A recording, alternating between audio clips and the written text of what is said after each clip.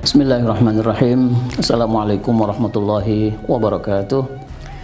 Alhamdulillahirabbil alamin wassalatu wassalamu ala asyrafil anbiya wal mursalin wa ala alihi wa sahbihi ajma'in. Amma ba'du.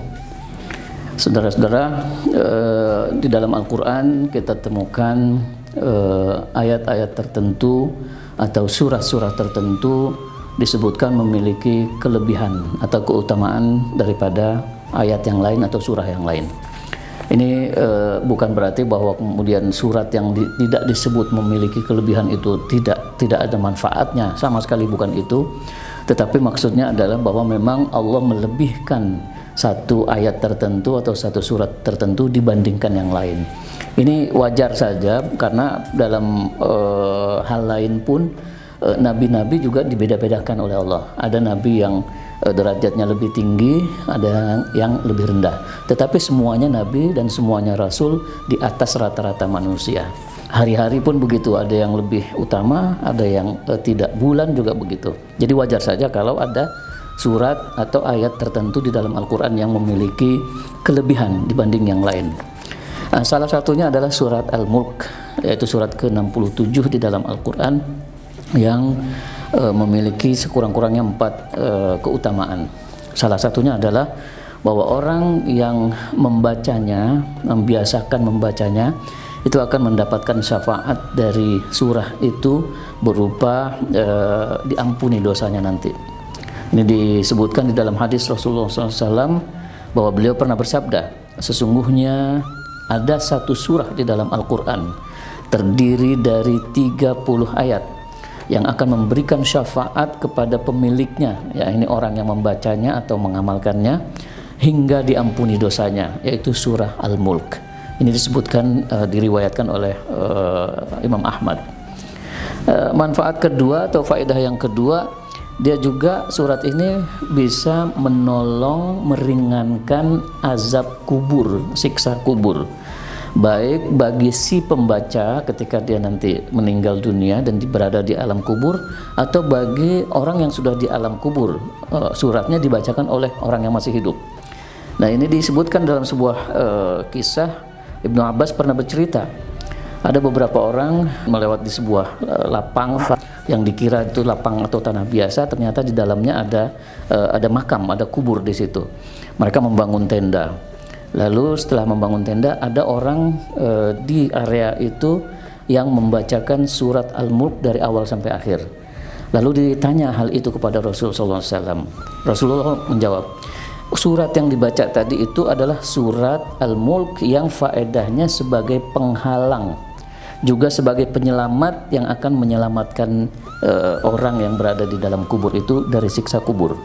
Artinya kita yang membacanya akan mendapatkan peroleh penyelamatan dari siksa kubur, dan kita yang membaca pada makam orang tua kita, umpamanya saudara kita, itu orang-orang yang di alam kubur yang kita niatkan itu pun mendapat keringanan dari siksa alam kubur. Itu manfaat dari surat Al-Mulk. Yang ketiga, disebutkan juga bahwa surat Al-Mulk ini menjadi pembela bagi orang yang biasakan membacanya. Membela artinya membela dari kemungkinan masuk neraka, sehingga orang yang biasa membaca surat Al-Mulk itu kemungkinan besar bisa masuk surga berkat surat ini. Disebutkan dalam riwayat hadis Rasulullah SAW bersabda, ada satu surah di dalam Al-Quran yang hanya terdiri dari 30 ayat, mirip dengan hadis yang sebelumnya. Surah itu akan membela orang yang mengamalkannya hingga memasukkannya ke dalam surga. Surat itu adalah surah Tabarok. Nah, surah Tabarok ini nama lain dari surat Al-Mulk karena diawali dengan kata Tabarok. Tabarakalladzi biyadihil mulk. Itu 3 manfaat. Dan yang terakhir, manfaat yang keempat, ini luar biasa. Disebutkan dalam sebuah hadis bahwa orang yang setelah sholat isya melakukan 2 kali sholat sunat, 2 rakaat jadi 4 rakaat. Pada yang pertama membaca surat Al-Kafirun dan Qul Huwallahu Ahad. Pada sholat yang kedua, 2 rakaat yang kedua membaca surat Sajadah dan Al-Mulk. Itu pahalanya diibaratkan bagaikan orang yang sholat 4 rakaat pada malam Lailatul Qadar. Lailatul Qadar ini luar biasa, lebih baik dari 1000 bulan.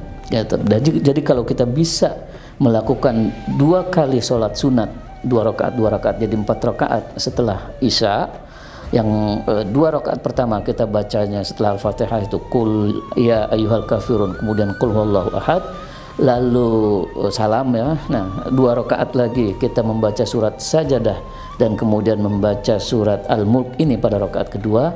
Itu oleh Rasul digambarkan pahalanya bagaikan sholat 4 rakaat pada malam Lailatul Qadar.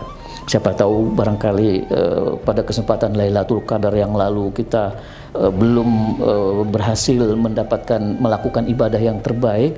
Nah, lakukanlah ini, kita akan mendapatkan pahala yang mirip atau jika kita lakukan pada malam Lailatul Qadar.